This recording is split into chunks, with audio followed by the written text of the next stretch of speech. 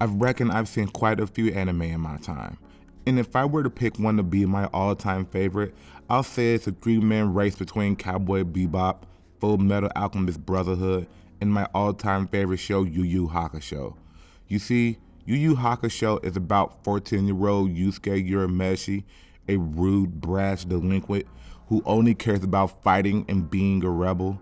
He really only has three people present in his life, one person being his drunken mother whom he never really had a chance to bond with, his childhood friend Keiko that tries and tries and tries again to keep him on track, and his rival Kuwabara, who's the only one that truly understands Yusuke and his love for fighting. Not fighting to win, not because of some moral code, but just because he loves to fight.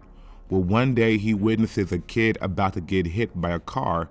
In a rare act of heroism, he dives out to save the boy and gets killed in the process. Because of this selfless act, the spirit world grants Yusuke a second chance at life, but only to serve as a spirit detective, a superpowered agent that solves the cases that puts the spirit world and human world in danger. And while it is the plot of the show, it's really just a plot on the surface. If you look a little bit deeper, you see that Yu Hakusho is about more than just this. Sure, it has the transformations, the power scaling, the tournaments, and the planet busting special moves that you see in shonen anime all the time. Yeah, we've all seen Dragon Ball Z in the 90s. What you really have here is a kid who's trying to find his place in the world and determine what's important to him. And really, it's not only him that struggles with this, but the rivals and friends that he makes along the way. You have Hiei, the Sasuke type, whose personality consists of, I'm broody and strong, I have to find my sister, and I hate humans. But as the series progresses, he helps Yusuke and the gang win the Dark Tournament and plays a major role in saving the world, and it becomes more clear what's important to him, and that's his friends and family. He goes from being a monster who doesn't care about the life of anyone but his sister, to entrusting the final fight of the tournament to Yusuke and genuinely being hurt when Yusuke dies right before his eyes at the hands of Sensui, the spirit detective who had the job before Yusuke took over. The show ends with Hiei staying in the demon world working a patrol job tasked with bringing humans back to the human world after they wandered to the demon realm. At this point, he's one of the strongest demons in all of the worlds and is capable of destroying all of the human world with just a snap of his fingers, but opts for a life of peace knowing that his sister and his friends are safe. To really show his growth, Hiei acquires the sole copy of the chapter black tape that has video evidence of all of the worst crimes and actions committed by humanity. So I'm pretty sure it's just Dragon Ball Evolution on loop. And with that, he could reinstate his former demonic urges of hating all humans and wanting to destroy them, or even set up a demon-led revolution unlike the world has ever seen. Or he can just sell it for a hefty price and become one of the richest demons ever in the demon world. All of those choices are ones that he would have taken earlier in the show, but as a matured person, one that has shown growth from beginning to end, a person who has found what's important to him, he chooses to destroy the tape without even taking a single peek at it himself. You see, all of the gang grows together in that time that they spent. Like Kurama, who matured a lot as the show progressed, but maybe in a different way than the others. A way that shows similarities but is still different at the same time. We have the kind and calculated 15-year-old Kurama, a demon born from a human mother. He was the deadly strategist of the group with quite the interesting past. He's actually lived two lives. Before, he was the legendary bandit Yoko, who was cornered by spirit world hunters, and right before he was going to be finished off, he fled to spirit world and transferred his soul to a newborn baby Kurama. A real Chucky child's play, Ade do Dembala, give me the power I beg of you type beat. You know how it goes, soul transferring and all that. So, we have Kurama, the low-level human, and Yoko, the legendary criminal, all one and the same. And all throughout the show, we see the naturally kind and calm Kurama caring for the life of his human mother, sure, but also struggle with balancing his past life as a ruthless demon leader, cutthroat and deadly when need be, versus his human self that cares for his loved ones. He has times where he needs to showcase that compassion and thoughtfulness of his human self, and then there's the times where he needs to tap into his much more powerful demon side. Eventually, he learns to live with both sides of himself, feeling that the peace and safety of his friends and family is what's truly important to him. At this point, you should see where I'm going with this, right? So you might be wondering, hey, what about characters like Genkai? She definitely fits with the themes of maturity and finding what's important to you. She begins the series as a recluse, a tough, no-nonsense teacher to Yusuke who grows into being a mother figure to not only him, but all of his friends, to the point where she's willing to die for them, and has, and with her passing, is willing to leave her cherished estate in their possession, the one thing that she has left. Before training Yusuke, all she cared about was her legacy and the power that she's acquired throughout the years of countless fighting and training and death battles. She definitely has grown throughout the show, but she never comes across as someone who lacks maturity or even as someone who still needs to grow as much as the others. And I really think Yu Hakusho and its creator, Yoshihiro Togashi, wants you to focus on the growth of his younger teenage characters who still have to grow and find their place in the world.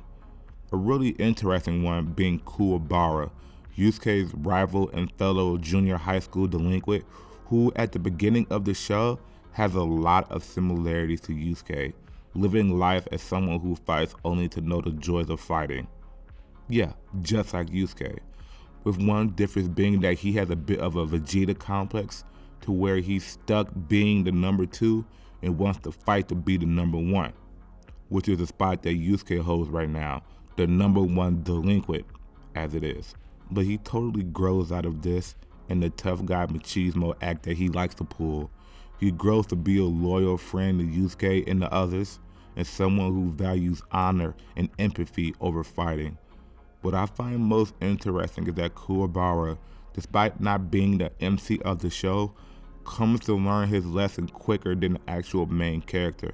And this was always being alluded to in the show, like when the scene where Kuwabara tells Yusuke he has to learn to enjoy the peace in between the fighting, because then what's really the point? And by the end of the show, you see Kuwabara caring more about his schooling and his future, and that really shows the growth of someone who is maturing right before your very eyes. Even just seeing the scene where, spoilers, even though at this point I kind of assume that you've seen Yu Hakusho, Yusuke gets straight 187 by sensui. I mean, killed. And the way his heart just breaks, and Kuwabara is all like, what am I if you're not here with me? This is a guy that truly honors and values his friends and cares deeply about protecting them. Following the major theme that we really see in every character, going from fighting for the sake of fighting to fighting for something worth fighting for.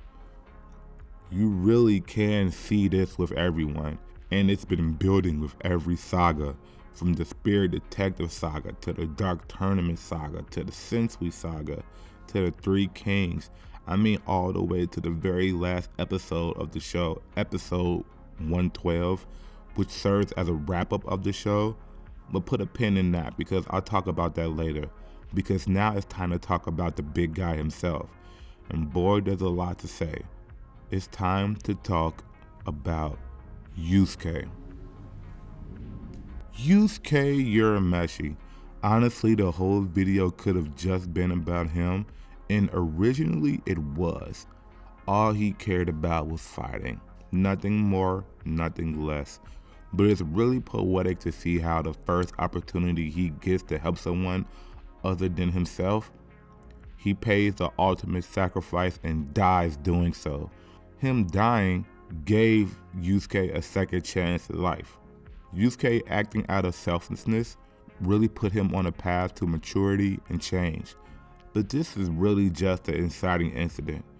With every villain and obstacle, with every case, Yusuke learns a lesson and matures more and more. In the Spirit Detective saga, Yusuke learns about the importance of his job as Spirit Detective. And with the Dark Tournament saga, and most notably his fight with Toguro, he is tasked with looking internally to find what's really important to him. Why do you fight? What pushes you to fight? Just who are you fighting for? Almost losing his best friend and his mentor pushes Yusuke over the edge, and he finds the thing that's most important to him. And it took losing the ones that he loved to make him realize what that was. The most important thing to Yusuke was the people that he loved. And if he was to ever grow as a person, that must be the thing that he fully commits himself to. If you can't believe in something, then believe in someone. Time goes on and we get to the chapter Black Saga, the Sensui saga, where Yusuke has to struggle with making tough decisions, life-altering decisions. It's the first time he tries to take a human life for the greater good and understanding the role that demons and humans play in all of this. He begins to question his role as the Spirit Detective and where he fits into the greater scheme of things. He learns that the world he's assigned to protect is not so black and white, which is something that's true about life in general. And then we get to the final chapter, the final saga, which is where Yusuke sets out to find just who he himself is. And then when we get to the Three Kings, and ultimately the last episode of Yu Hakusho, episode 112, it really makes you think about the major villains that Yusuke faces, like Toguro and Sensui, who don't change and never grew past their decisions from the things that happened in their past. Especially Toguro, who even in death doesn't see that there was a happy life out there for him that he just refused to take. Or Sensui, who refused to see the grays in the world and was dead set on only seeing life as black and white. And all of this leads to episode 112, the finale. Not a big set piece episode. There's not a single piece of action that happens. This is the episode where Yusuke is faced with one final obstacle that he has to choose. Finally choose what matters most to him. You lose one, you lose other. It's the ultimate ultimatum. Years have passed since he lost the fight to Yomi in the Makai tournament that determines the leader of the demon world. A fight where in the middle of it, Yusuke questions why he's even fighting anymore. In the final episode, you see everyone has grown up and is living their life of newfound maturity and growth, focusing on what's important to them. Whether it be Kuwabara focusing on school, or Hiei in the peace of demon world, and really the peace of his friends. Everyone has essentially moved on from their lives of saving the world in constant near-death and actual death experiences.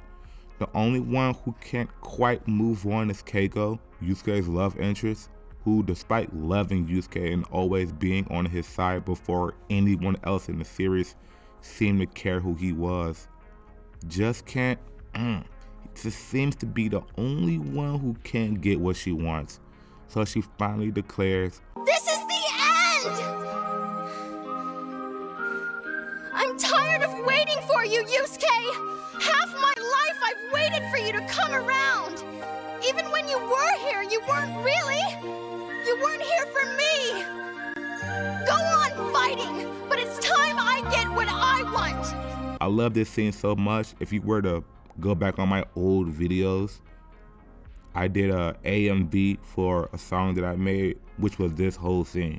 I actually used her dialogue in the beginning of my scene, but whatever, not the point. Because this is where it clicks. This is where it all clicks. Will Yusuke show up and choose his friends and the girl he loves? Has he matured enough? Has he grown enough to choose what is truly important to him? Well, he does. And despite having all the powerful in the world, probably being the strongest living person in all three of the worlds, Despite having the opportunity to rule over an entire realm, he chose his family. He chose his friends. He chose love. This is not the little boy who used to get into street fights for no reason. It's not even the person who sacrificed his life for a chance to save the world. This is someone who, when given every option in the world, he chose love. Because that's what maturity is. That shows growth. That's it's everything, I guess. Love is, not something worth fighting, but maybe it really is something worth fighting for. I still don't know why y'all watch my videos. I really don't. All my videos are trash. Nonetheless, if you're one of the 5 people who make it this far into the video, thank you for watching. I love y'all. Keep supporting, unless you don't want to. Goodbye.